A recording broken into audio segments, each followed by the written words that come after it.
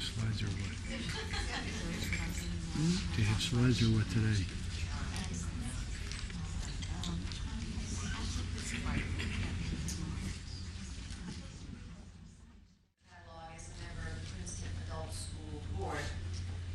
Good evening.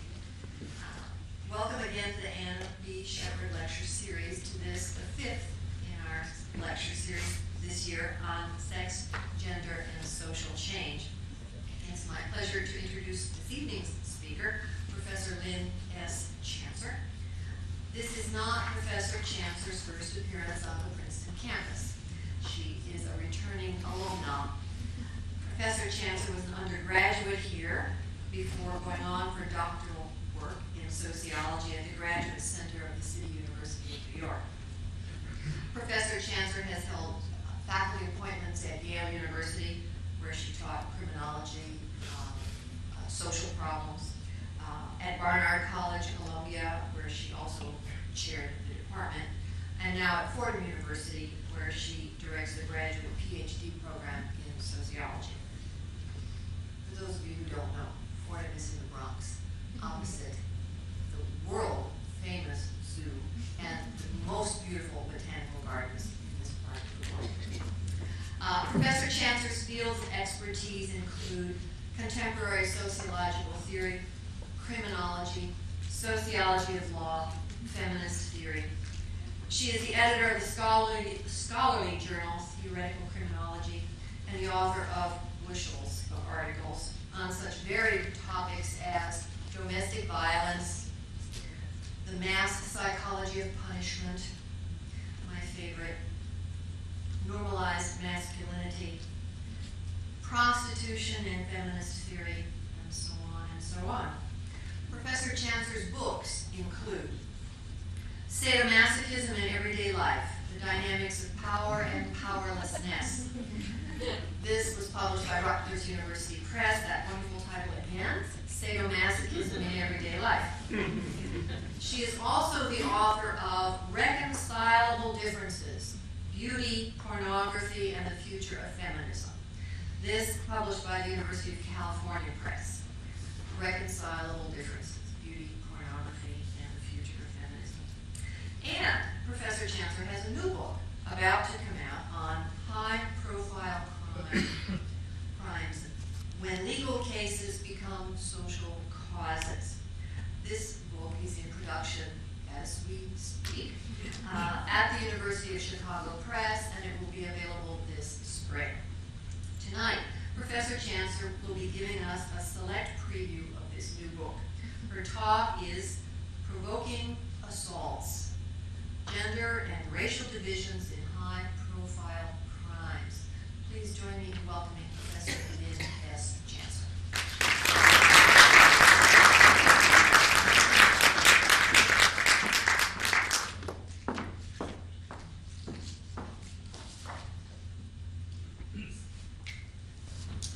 Thank you very much for that introduction.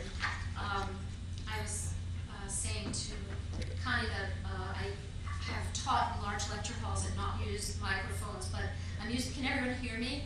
Okay? Yes. No problem?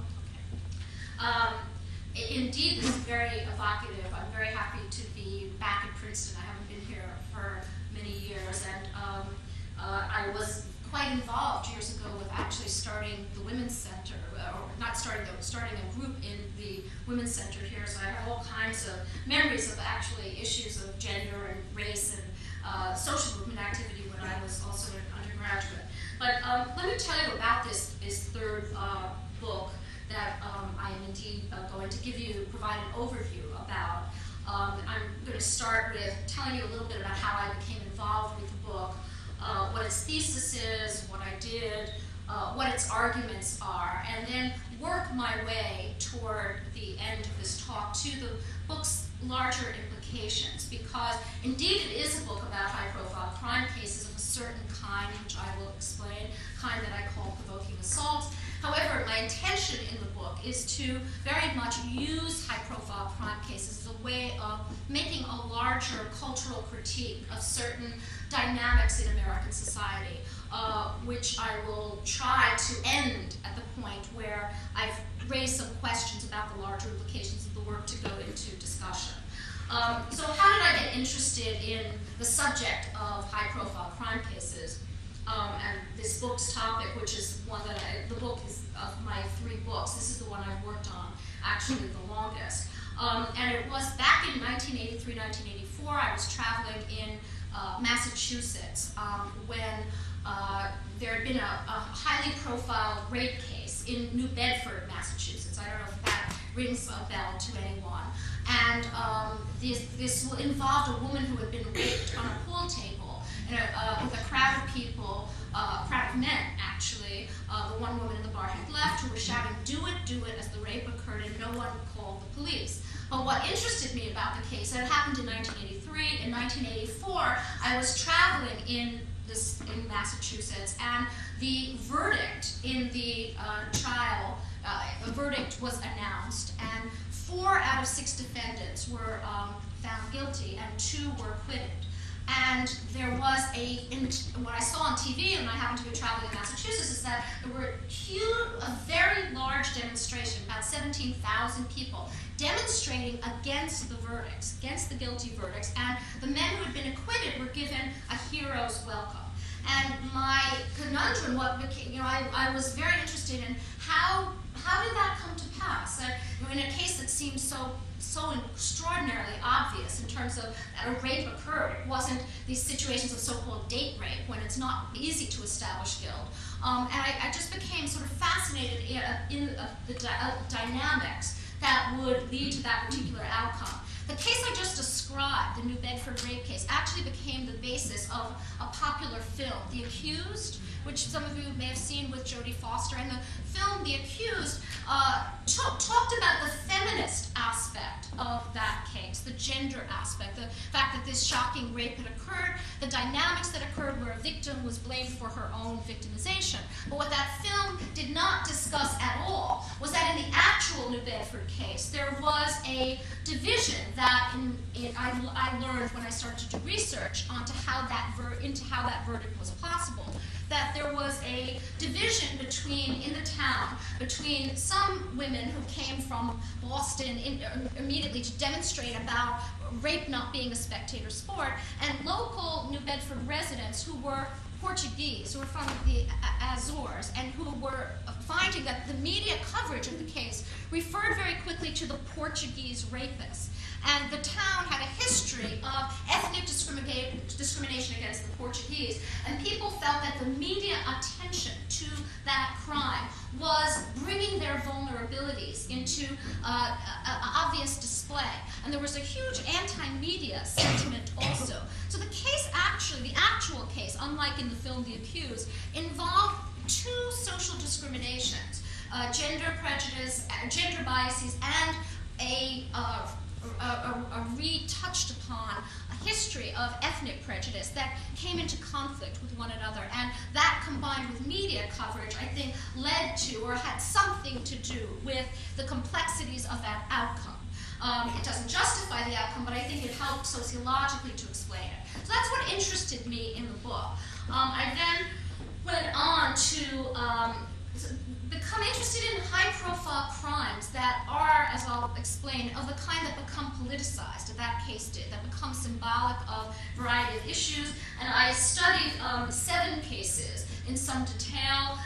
The Central Park jogger case, this is where in a talk I always get a sense of whether I'm going to feel old, whether you've heard of these cases or not. Right? Because sometimes when I'm talking to high school students, to college students about this, they have no idea what I'm talking about. The Central Park jogger case, everyone that one came into the news again fairly recently. The Bensonhurst case I studied. Yes, I got the case of Yusef Hawkins. Actually was a young man who went with some friends into Bensonhurst, Brooklyn to look at a car. He was set upon by a large group of youth, and Yusef Hawkins was killed. Spike Lee, dedicated at the end of the film Jungle Fever, was dedicated to the memory of Yusef Hawkins. Then William Kennedy Smith case, yes, of course, right? right? The Mike Tyson, right? When I get to celebrity cases, I'm feeling like I'm on safe ground. And Kennedy Smith, Mike Tyson rape cases, Rodney King, of course, right? Everyone knows the police brutality case. I studied Los Angeles cases. And then Reginald Denny.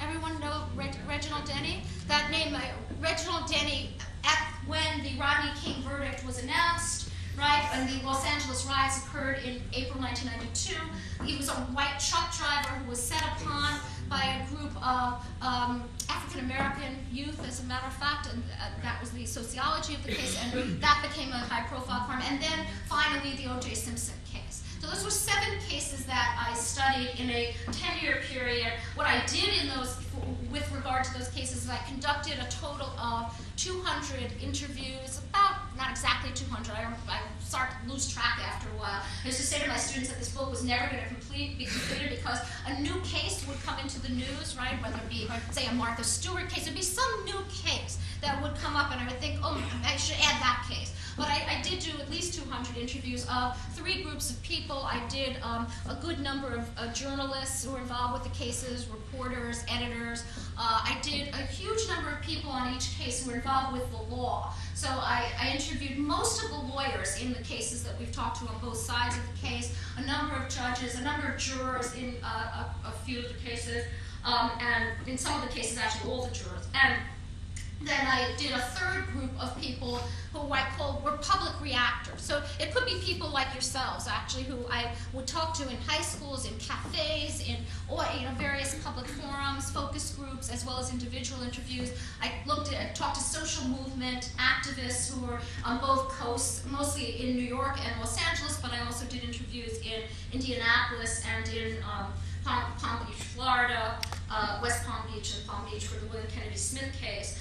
And as a result of all those interviews, I came up with the following thesis that I'm going to tell you about, and the following sort of generalized argument about a certain kind of high-profile crime case and the way it may operate in American culture.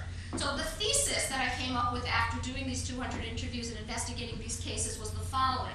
It struck me that high-profile crime cases of the 1980s and 1990s, at least the group, highly politicized group that I talked about, and again, these were all mostly between 1985 and 1983 and 1996, that cases in the 1980s and 1990s had become a way of negotiating, arguing about, and eventually trying to incorporate social movement issues of the 1960s, particularly social movement issues that had to do with gender and race discrimination in the United States.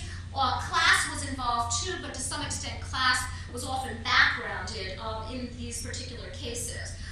It struck me that it wasn't coincidental that this particular kind of high-profile crime case became so notable in American culture at that particular point in time, during those particular decades. It struck me that there's a conjuncture, the 3 historical factors that come together in the mid-80s and in mid-1990s that made it perhaps quite understandable in retrospect that this had occurred. These cases became so well known at that point. The first factor was rising concerns about the issue of violent crime.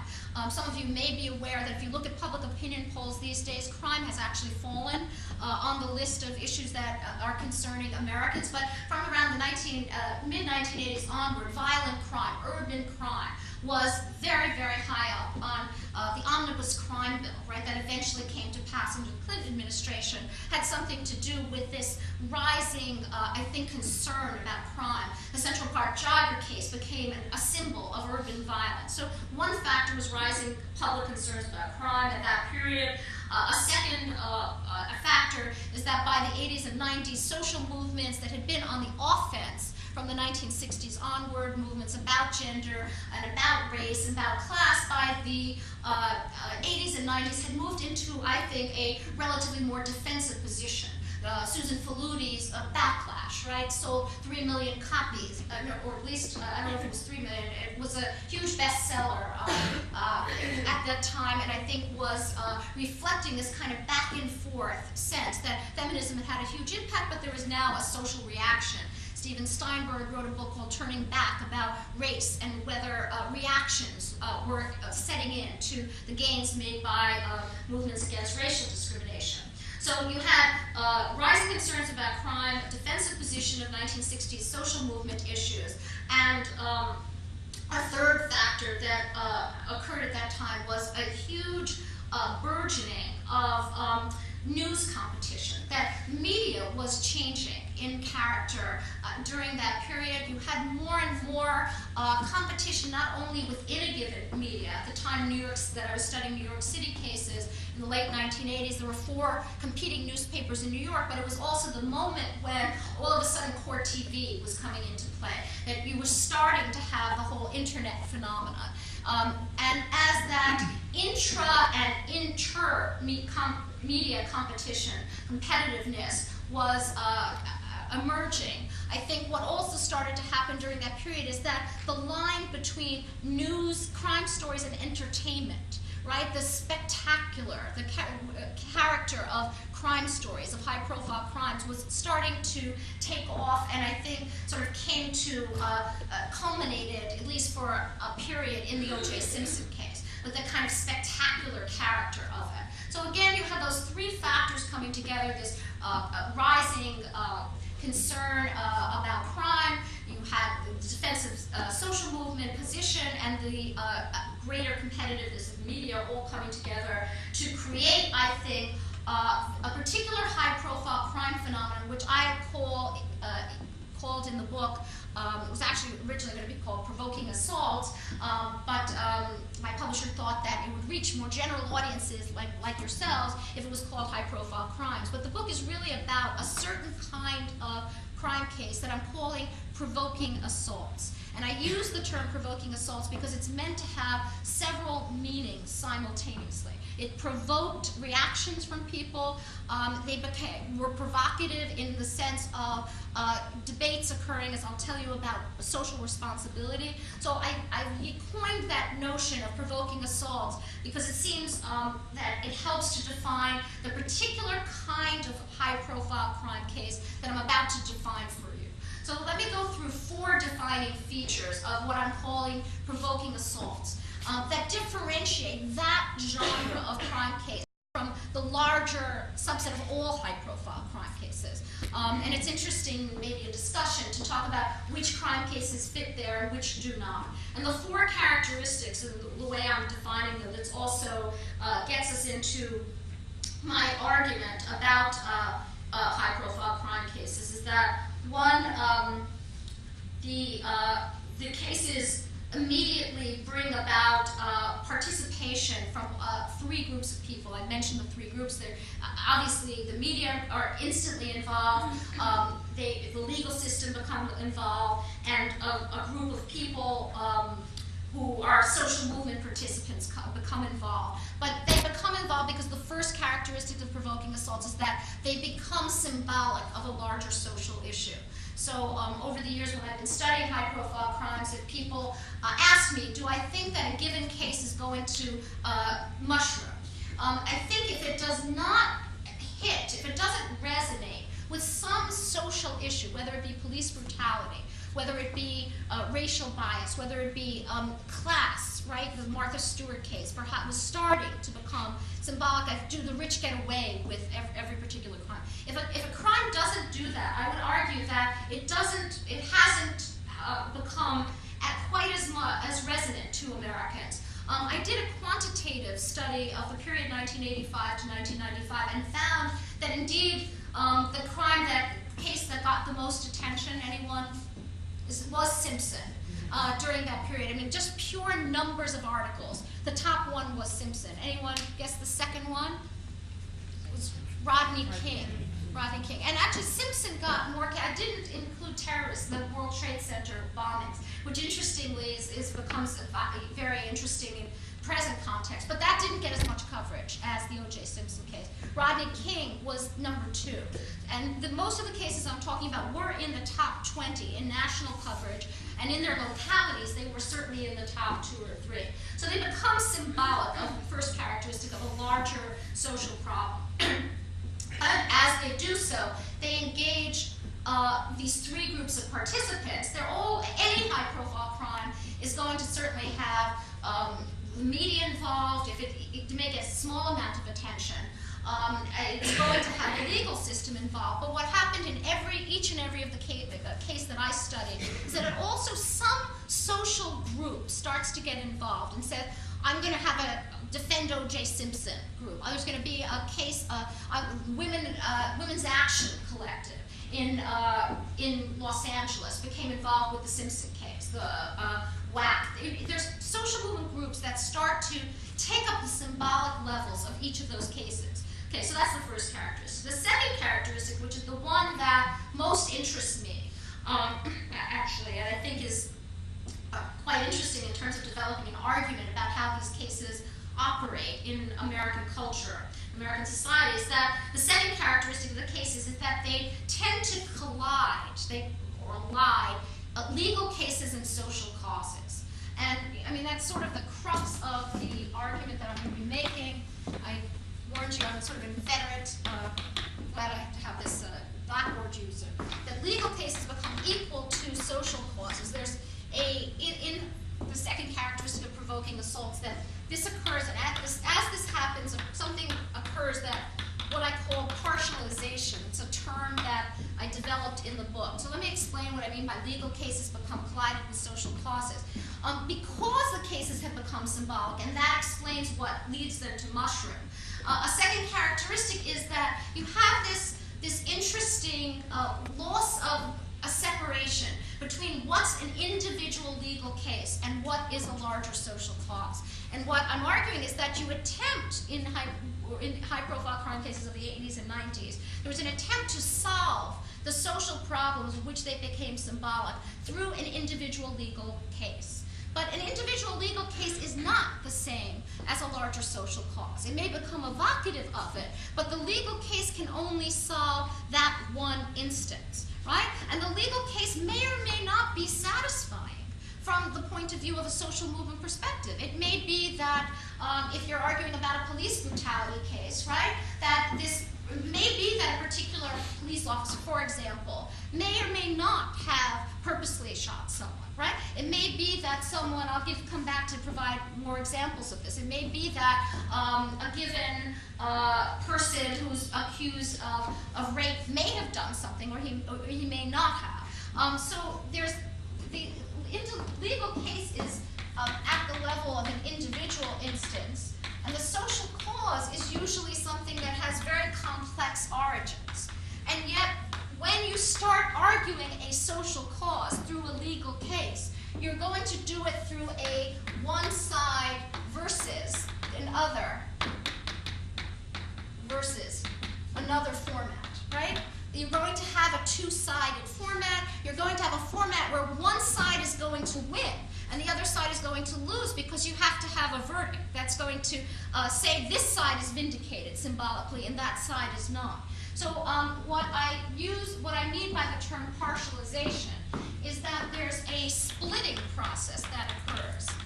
There's as cases start to be seen as clauses, you set up this kind of either-or, win-lose structure, which I would argue makes sense at the level of the legal cause. You're trying to adjudicate, did someone murder X or did that person not? Did a rape occur or did a rape not occur? But at the level of a social cause of police brutality, of rape, the causes of it socially are so complex that whether or not that individual case can solve the larger social cause, it remains to be seen. It may help with it, but it may not. There's a kind of a confusing illusion, it seems to me, that starts to happen. And one symbolic side is also bound to lose, as the other one is bound to win. Yet that's the format, that's the structure that provoking assaults tend to be played out within. A third characteristic, and then I'll start to illustrate this, so to bring it a little bit, make this argument more vivid. A third characteristic is that once sides emerge, right? Once you have one side versus another in the legal structure of a case, debates usually take place in and around these sides. What I became very interested in is that often transformed into seeming victimizers, the whole blaming the victim phenomenon, or it may happen that the person who is the apparent perpetrator starts to seem as though he himself or she was the victim. That there's these transformations that occur only within the framework of the law, because you can't really try society. You can't try sexism. You can't try the larger causes. So there's these, I think, interesting social psychological dynamics that occur. And one of the larger theoretical points I'm making in my book is that there's often unconscious dynamics that occur once you start arguing legal cases, once you ally legal cases and social causes. And I'll illustrate those unconscious defense mechanisms. I call one substituting or blaming the victim. And I'm using defense mechanisms here as a sociologist in trying to attempt to get away from the Freudian use of defense mechanisms as only occurring at the individual level. And what I'm arguing is that defense mechanisms can also occur at the social level, and one may be substituting or blaming the victim. A second defense mechanism that I'll come back and illustrate is reversals, or defending the defendant, where the apparent victimizer starts to seem as though a victim. A third one I call exceptionalizing, and I'll explain that one, or a yes-but dynamic. And then a fourth one, partializing or taking sides. And again, I'll come back to that in a few moments to illustrate. But let me just say the fourth characteristic of provoking assault, after the second being that this elision of legal cases and social causes, and the third being the tendency to reverse victim and victimizer within that two-sided framework, is the fourth one is that that case after case progressions seem to occur following a verdict. That what's interesting to me about provoking assaults is that it's not a single case phenomena. That the cases I studied tended to occur in groups. That the Central Park job, when I went back and looked at media coverage, there was a period in New York City in the late 1980s where you had the Tawana Brawley case. You remember that one? The Tawana Brawley case was then followed by the Central Park jogger case, which was followed by the Bensonhurst case. Some of the same cast of characters started to reappear. Al Sharpton, right? Oh, it's such a great audience. You know everyone I'm referring to. But how do you not know Al Sharpton at the moment, right? Because Al Sharpton has stayed in the news, right? But at the time, he was Mr. High-Profile Crime Case. He was appearing in New York in case after case. So you found social movement activists getting involved in one case after another. You found the same reporters being reassigned. You know, many of the reporters I would talk to said, well, you can talk to me about 3 of the cases at once, because it was as though they were developing a specialty. Lawyers started to develop a specialty. Very interestingly, Alan Dershowitz, who's one of the people I interviewed for my book, was also Mr. High-Profile Crime Case in the law. I'm sure which other lawyer, Johnny Cochran, right, was someone who appeared in a number of cases. He was involved with O.J. Simpson, but before O.J. Simpson, I'm not quite sure if many of you know that. Do any of you know he was involved with the Reginald Denny case as well? And actually, he worked for Reginald Denny. He was a lawyer for Reginald Denny before he became involved with the O.J. Simpson case. And then after O.J. Simpson, anyone know where he ended up? Where he came up in the news? In the Abner Louima case in New York. So he sort of developed a specialty. So my argument is that there's this kind of inter-case, symbolic, case after case phenomena that develops because it's almost like symbolic politics. And it became a specialty in and of itself. It doesn't necessarily, it's an interesting question, how it relates to actually resolving the larger problems in society. It would seem to me that it has made us more conscious of a variety of issues, but it tends to involve to resolve an individual legal case. So Rodney King was given a settlement, right, when the Rodney King case was solved, but that individual, the larger problem of police brutality, may or may not have been uprooted as a result of the symbolic case. Okay, let me illustrate. I just tried to give you a bit of an illustration of that fourth characteristic of an inter-case, case after case phenomenon. But illustrating the first 3 characteristics, the case is becoming symbolic and different social actors becoming involved. with the Central Park case, what happened is that you had the issue of gender freedom and urban violence being symbolized by that case on one side, and also, as I'll come back to describing, racism in the media became symbolic on the other side of that case. The Bensonhurst case came to symbolize racism, but also ethnic vulnerabilities, because people in Bensonhurst became very upset about accusations of their community being called racist, because they felt that there was discrimination against them occurring. So it became symbolic of both, I would argue, racial discrimination and ethnic discrimination. The Rodney King case became symbolic of police brutality. The Reginald Denny case became symbolic of reverse racism. I think for many people around the country, and certainly in Santa Monica, where I did interviews about that case. And then the O.J. Simpson case became, of course, symbolic of both gender and racial discrimination. But the second point about partialization, how that operates, I think may help to make what I'm saying clearer, that there were different kinds of partialized symbolic cases among the ones that I studied, and one kind were ethnicity versus gender. I'm putting V because that's the legal format. And here the example was the New Bedford case that I mentioned to you already, that the demonstrations that occurred, people who were out saying what happened, why were these people convicted, felt that there was discrimination against the Portuguese occurring. So you had this one side versus, one symbolic side versus the other starting to emerge. Then you also had a second kind of case occurring, which were gender versus race cases, or race versus gender cases. One of my articles that in Professor Haslett's very thorough introduction didn't mention, I wrote an article called Playing Gender Against Race. And Playing Gender Against Race was about a series of these cases that I think really did play race versus gender. One of the cases was the Central Park jogger case. And when I say that, and so many of you have heard of that case, I don't know if anyone recalls, I mean, the race versus gender, the gender part of that was that women became involved with the obvious issue of a woman had been jogging in Central Park. What about her freedom to run and go where she wants without fear of violence? That was the obvious feminist concern.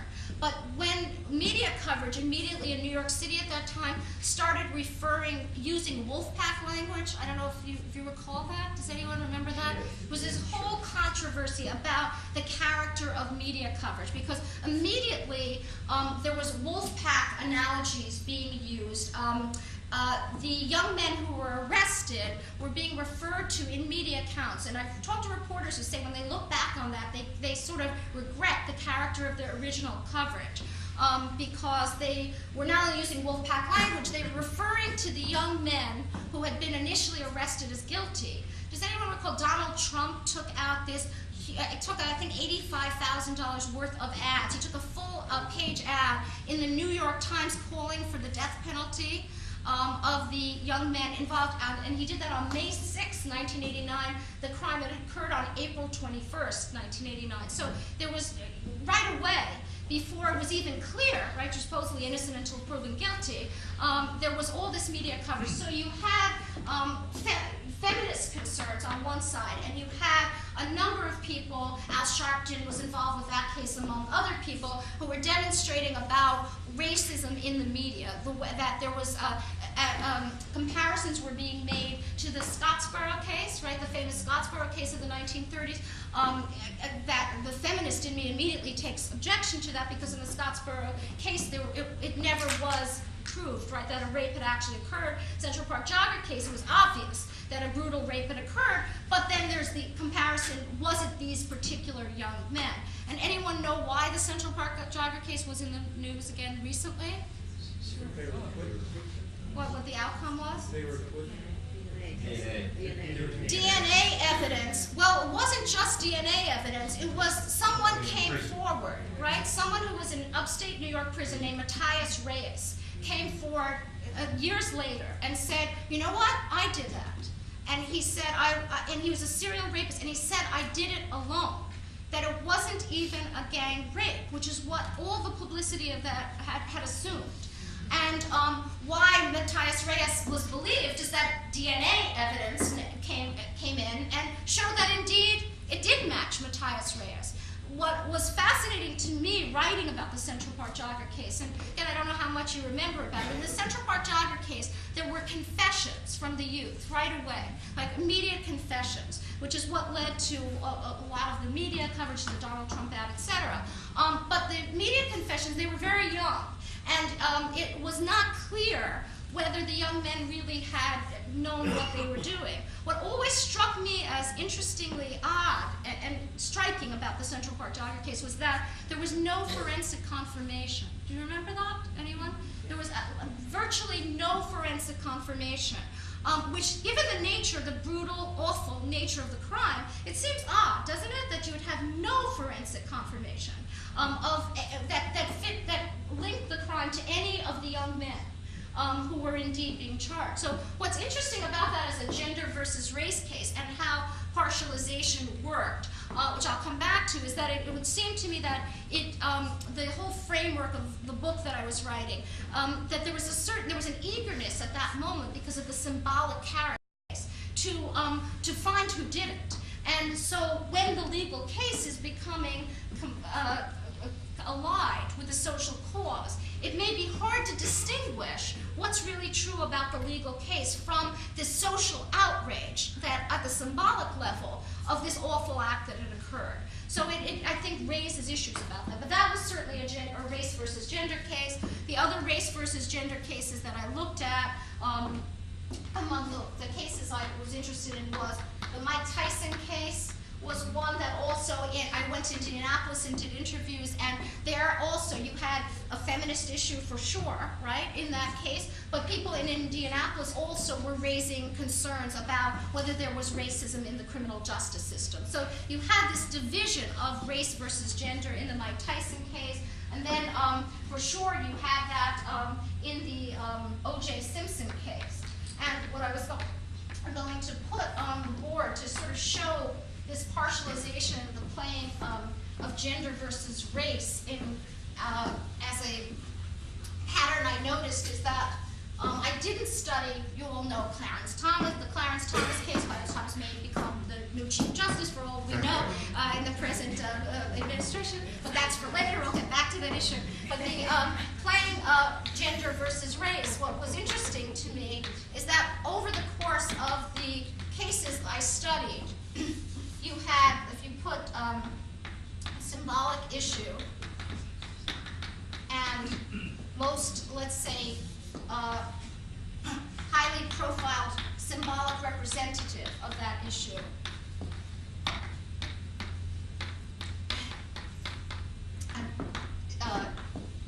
using representative briefly here, you had, I would argue, well, this was in 1991, actually. I would argue that the most highly publicized exemplar to date in American history of sexual harassment, would you all agree with me? Clarence Thomas, right? I mean, other people were well known too, but I'd say Clarence. And that happened in, his Senate confirmation was October 1991. As it happens, the Mike Tyson case was the same, right around the same time. I don't know if anyone recalls that. The Mike Tyson, William Kennedy Smith, and Clarence Thomas were all clustered right around the same time. And it seems to me that in terms of rape, William Kennedy Smith was acquitted, right? Tyson was convicted, so I would argue that he was the most well-known symbolic representative of rape. And then you had 1996, domestic violence, and that is O.J. Simpson. Okay.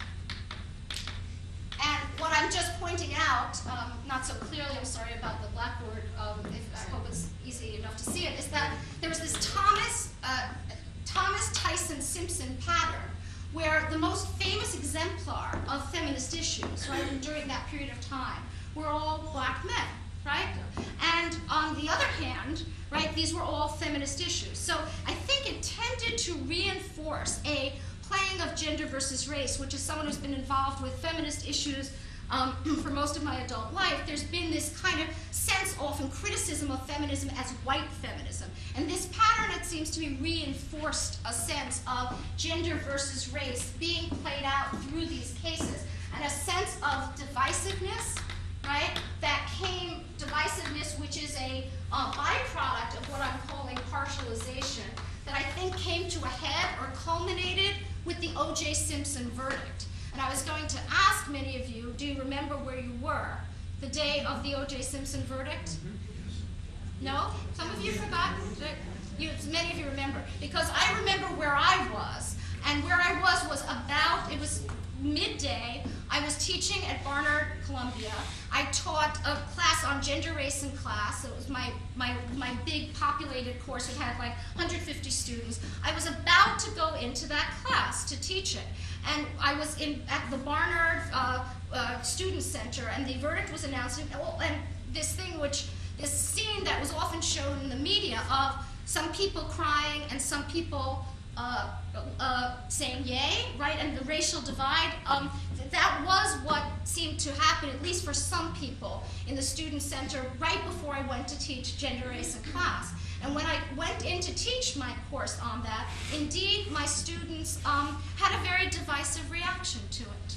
And I remember noticing as I walked along the Barnard campus that administrators who were friendly with each other across race, suddenly there was a bit of distancing over that verdict. It was very, very subliminal, but I remember picking it up, and in my class it wasn't subtle at all. One student was saying, how could you teach a course on gender, race, and class 2 minutes after the OJ verdict was announced and not talk about it? Right? It was literally impossible. And when I did talk about it, some students cried who were feminists, and then some students said that they felt that that there was some kind of justice in it racially, and students walked out. And it was this moment where this partializing process, where the legal case had become two social causes, actually, and they were divided against each other in an either-or manner, seemed to me to be illustrating exactly what I meant by partialization, because the real cultural critique point that I was trying to make in this book is that social causes are more complex. And if in a number of these gender versus race issues, on the Central Park jogger case, in the O.J. Simpson case, I could make the argument, you could tell me in the discussion whether you agree with me or not, that several things may be going on simultaneously, right? It may not be simple. It may not be either or. It may be that, if you're talking about the Central Park jogger case, that Donald Trump should have given people a chance, and this legal system a chance to work. That there may have been racism in the particular media depictions. That doesn't mean that a horrible crime against a woman did not occur. A horrible crime did occur. It was awful from a feminist perspective. Several things could be going on at once. In the O.J. Simpson case, of course there were problems with the Los Angeles Police Department and the history of racism. Of course there were huge issues, ongoing issues with domestic violence in American society. Several things could be going on at once, let alone in the O.J. Simpson case, the question of class and where class comes into play. Could the ordinary person have gotten the kind of defense that O.J. Simpson had? How do you get that, discuss that complexity? Where do you go, as critical legal scholar Kimberly Crenshaw wrote, if you want to find a way of talking that doesn't fit into the two-sided framework? And here, let me get into what seems to me to be, perhaps why I'm glad I finally finished this book and stopped after O.J. Simpson and didn't go on to other cases, and as I used to say to my students, publish this book, posthumously. I'm glad I'm still around for this book's publication.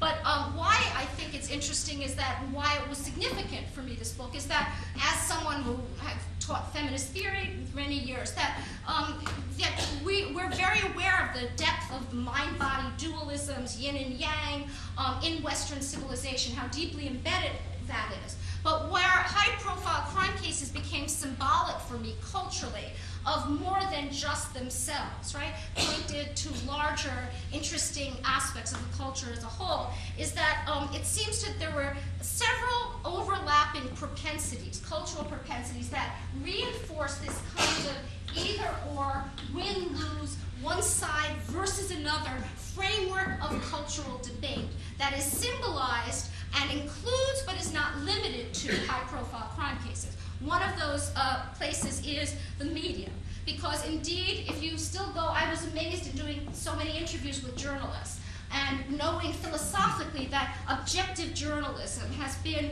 philosophically questioned by many people, and yet many of the reporters that I talked to, most of the reporters, still talked about objectivity. There are two sides to every story. So they believed in a two-sided structure. There was one social location, social reason that's very specifically American, I think. Because media journalists I've talked to elsewhere don't necessarily believe in that, and not all journalists here believe in it, but many of the reporters, the mainstream reporters for the main newspapers, still talked about there's two sides to every story. Then that two-sided propensity that's still taught within mainstream journalism is reinforced by the structure of the law. So the litigiousness of American society, our watching crime dramas, the sort of being into the whodunit, one side versus another, the suspenseful character of it, reinforces that. Seems to me this two-sided structure, this two-sided characteristic that I'm talking about. It's also reinforced, it seems to me, further by sports and the resonance of sports in American society. That's also a win-lose structure. So there are these specifically cultural sources, not just the, going back to Plato and Aristotle, the classics, the mind-body dualism that is more familiar, but there's some specifically American cultural sources for beginning to debate, to talk about issues in two-sided structures. And one could say, well, why is that a problem, right? Because one could say sports, somebody is going to win or lose, and that's certainly the case. Someone in a legal case, you do have to decide: did someone commit a murder? Did they not? Did a rape occur? Did it not? So there are clearly some instances where two-sided structures are appropriate. The question is, when they start to become perhaps ways of talking, of discussing, of debating social issues that are potentially impoverishing of our social and cultural imagination. And it seems to me that that was happening to some degree in the kinds of cases that I'm talking about. Is it a problematic cultural habit? To bring it up to date, it seems to me that these kind of two-sided formulations are not just limited to the high-profile crime cases I talked about. When I was writing the preface to this book, I was thinking about two-sided ways of discussing a number of political issues, right? Whether it be Israel versus Palestine, whether it be a war or no war, that there's often this sense of having to take a stand that discourages more complex formulations. I noticed I was determined to bring up the Bush-Kerry election, since that's sort of on so many of our minds. But it seems to me that a big issue was the focusing on Kerry flip-flopping, right? That he was supposed to be taking one position or another. And his reputation, I wish he hadn't said certain things he said, but his reputation for being interested in complex or nuanced argument was one that was not necessarily going to be helpful, and he was being, in fact, found lacking in terms of a kind of, we would say, flip-flop, two-sided sort of expectation for his mode of argumentation. It also seems to me that the two-sided structure, I don't know if I want to make sure I've left time for discussion. I have a few more minutes, Connie? It's 5 of 9, sure. Oh, okay, well, I think I should probably come to him, but I also talked about and I could get back to this in discussion if you'd like me to. I was going to try to illustrate the defense mechanisms that we were talking about, because a problem here is that there are also, in many of the cases, there were all kinds of displaced dynamics that occurred as a result of the legal cases becoming connected with social causes, and by displaced dynamics, what I meant was that in some of the cases, the media started to be seen as the problem, or the victim started to be seen as the problem. There really wasn't a way within this two-sided structure of these cases of looking more deeply into social causes. So in a sense, it also seems to me that it reinforces a kind of individualistic orientation, that you look at single cases and not to the wider society. So I think what I was arguing for in this book, and I'll take questions to go into more specifics, is that the best one can hope for is some kind of heightened understanding that provoking assaults produce common effects, and I'm reading from the end of the forthcoming book. At the same time, they have different ramifications depending on whose perspective is entailed. While this book focused only on high-profile crimes of the 1980s and the 1990s, it's hard to imagine that similar cases will not unfold, continuing and varying themes developed here in years to come. Likely future crimes will again evoke arguments that combine passion and logic. Probably they will bode individual as well as broader social ramifications, but perhaps in the future people will also rebel, slowly but surely, from two-sided frameworks that can limit subtly our ability to conceive and create a different world. Thank you.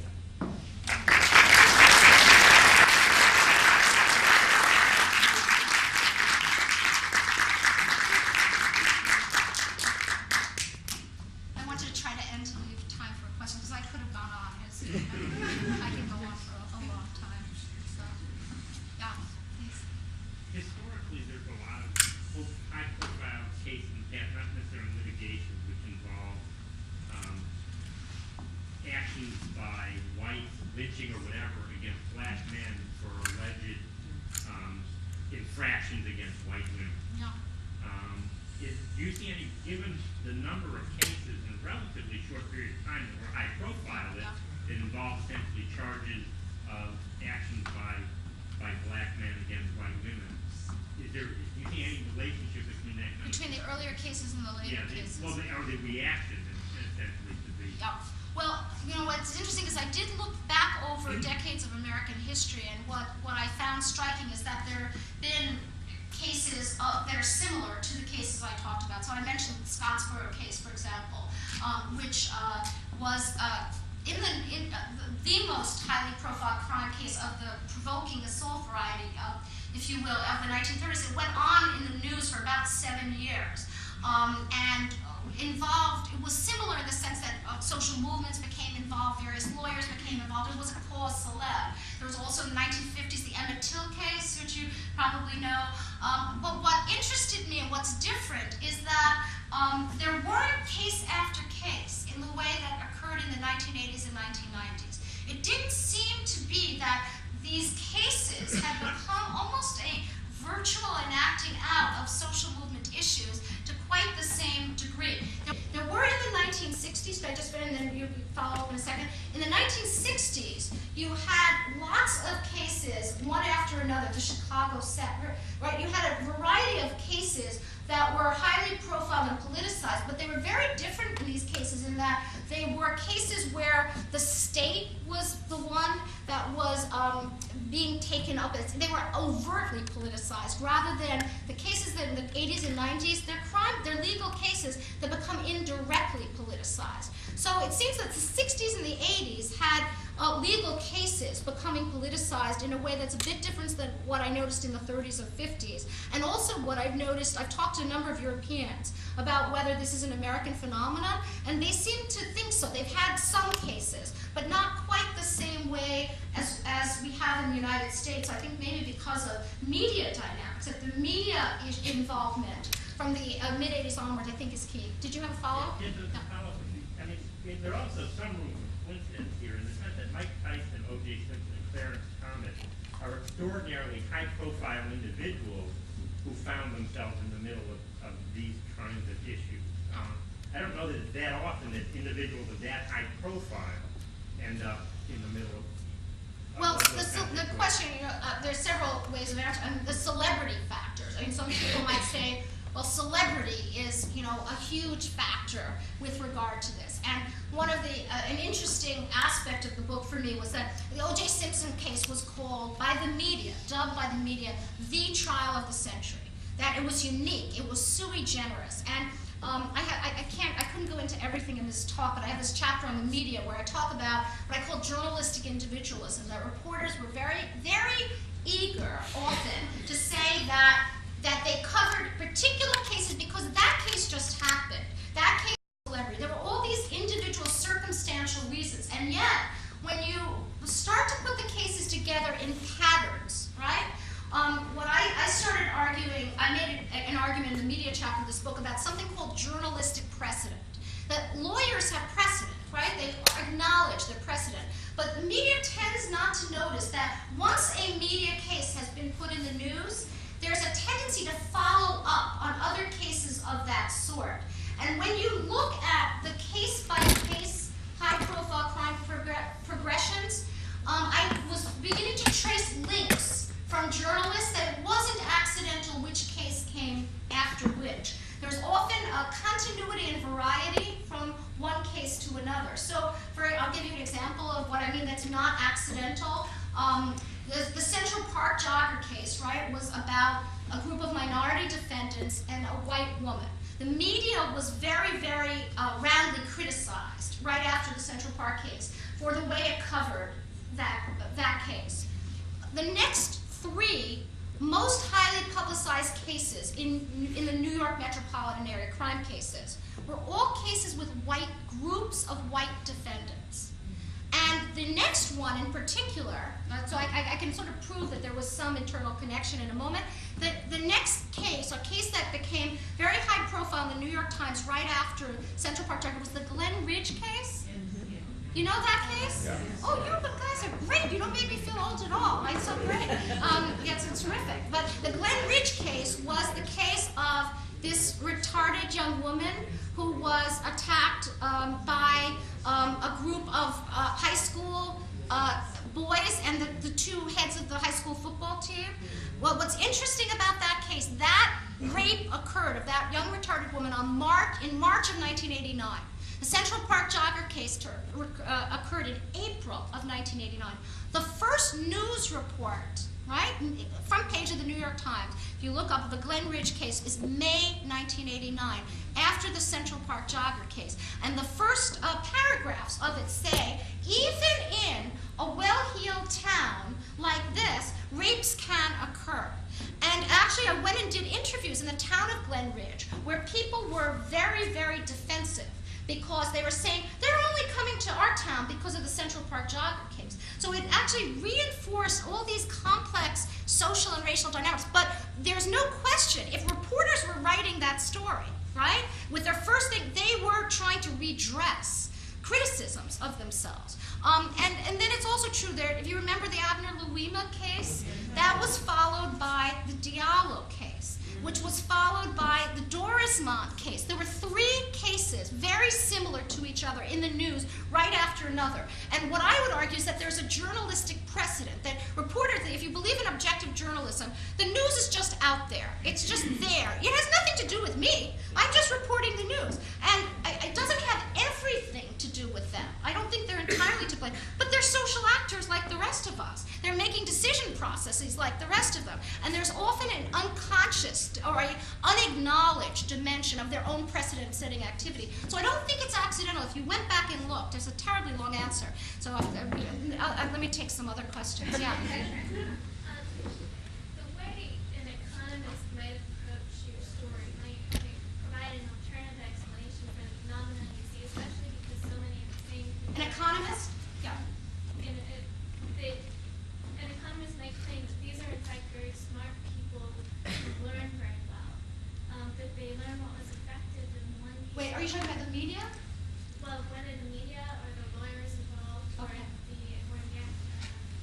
the interest groups involved as well, that they learn how to frame an issue in a particular way, that it's effective in one case, and so they try to get it in another case, in another case. Yeah. And I was wondering whether your argument is that the framing was effective because of pre-existing social conditions, or whether the actors involved manipulated and perhaps created the social conditions. It's probably a combination combination of both. My solution to all things is to go beyond either ors, right? Which is why I was writing this, and sort of links it with my other books. Maybe a cop-out sometimes, but I also think it can be true. But I think it is elements of both of what you said. But it does seem to me that there was a framing that gets drawn on from case to case. And indeed, right, if in terms of lawyers, I think you're quite right. And one doesn't have to be an economist to say that there was an expertise being developed. And what interested me, and I did interviews with all the Central Park jogger, the original defense attorneys, right? And if you compare the defense attorneys with the defendants, the young men, with O.J. Simpson's defense attorneys, right? It's extraordinary, the comparison. And one of the things that happens by the time, whenever you think of Johnny Cochran in his defense, in a sense, he was using the kind of argument I'm making about cases and causes. Using it to, in fact, say, okay, we have this social world where the cases and causes are becoming alive. I'm going to argue the cause.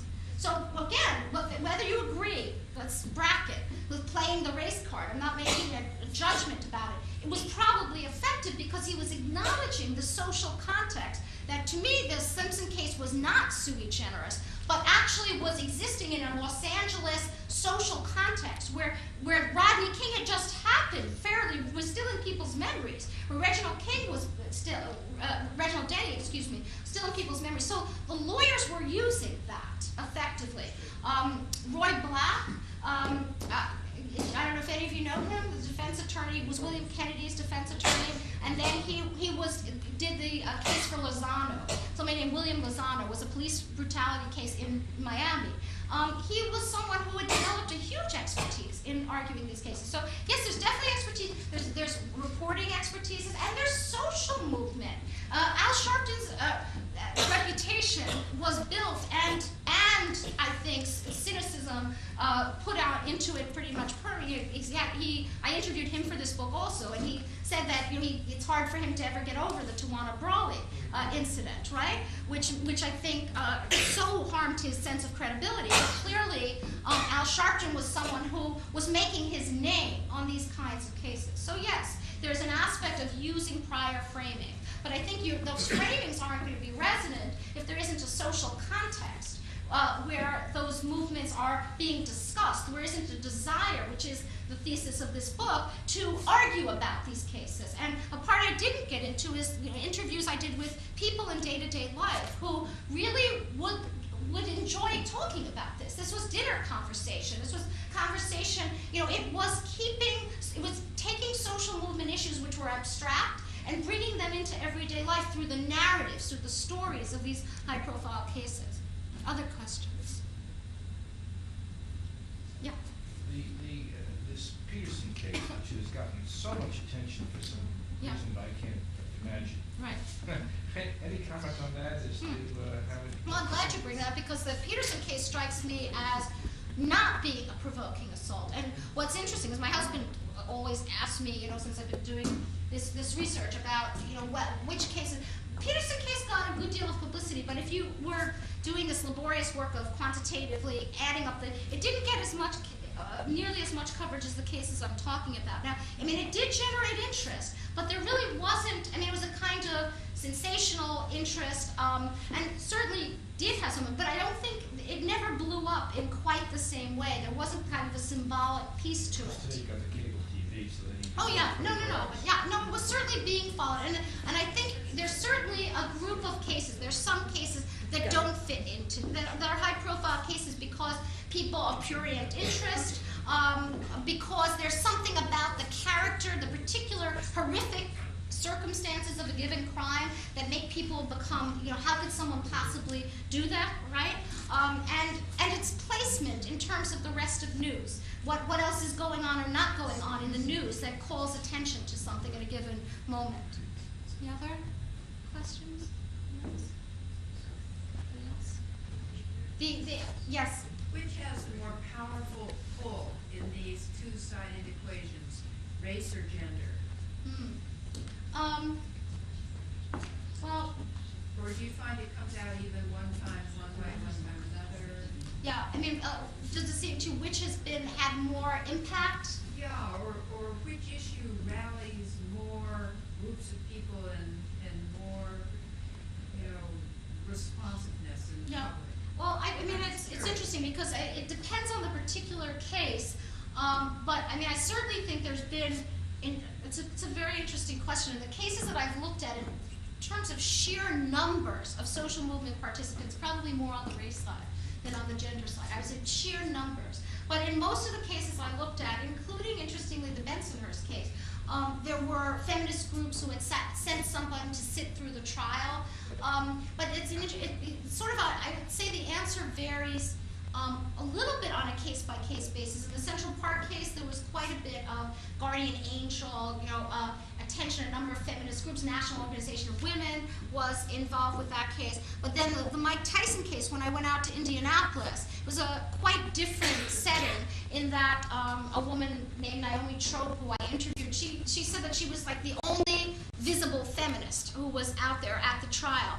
That the demonstrations were much more notably about racism, which of course in a number of cases I looked at, the Mike Tyson case is interesting because it was a black woman and a black man.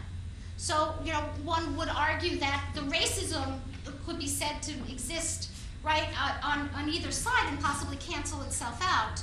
And yet it didn't, and there was a concern about how black men were being treated in this kind of Tyson-Thomas-Simpson pattern that I was talking about. But it's an interesting question because in the New Bedford case that I started out with, what fascinated me, and I initially written an article about that case, is that you had these two sides. One side talking about gender and a woman, this horrible thing, a woman raped on a pool table, no one calling it. Another side talking about anti-Portuguese discrimination.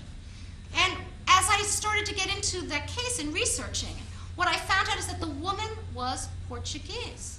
And no coverage was being given to the fact that the woman was Portuguese, which is very, very interesting in terms of which trumps which. And when I wrote this article about that, why is it the woman being Portuguese? You could say you're concerned about this Portuguese woman who's been raped and attacked. Why wasn't that? And what I went through something in criminology, it's called attribution theory. And attribution theory has to do with the conditions under which victims are blamed for their own victimization. And when studies have been done about biased attitudes on that question, one finds that traditional sexist attitudes have to do with when a crime occurs in a bar, when alcohol is present, when there's some so-called bad reputation on the part of the victim or the way she's been dressed, when you are acquainted with your attackers, and when it occurs near your home. Those increase the likelihood of blame. And in the New Bedford case, and if you think of the movie The Accused, it picked up some of this, exactly those conditions. It occurred in a bar, alcohol was present, the woman had left her children and gone out for a drink. She knew the men in the neighborhood, it was in her neighborhood, and while she was not, the movie The Accused did this whole thing with how she was dressed, to show, to sort of argue against the sexism of blaming women for their dress. That wasn't true in the New Bedford case, but what was true is that within the Portuguese community, it was some people in the Portuguese community, she was, by going out and leaving her kids at home, she was having a drink. She was not acting in a traditional feminine manner, right, quote unquote. And so all the conditions for victim blaming were there. And I think that what that did was mean that the men's situation somehow seemed more sympathy engendering than hers. So I think it's a very good question in terms of how it plays out in certain cases. Which one trumps which and for what reasons? Anyone else? Yeah, time. Okay, I think I'm going to have to end now, but I enjoyed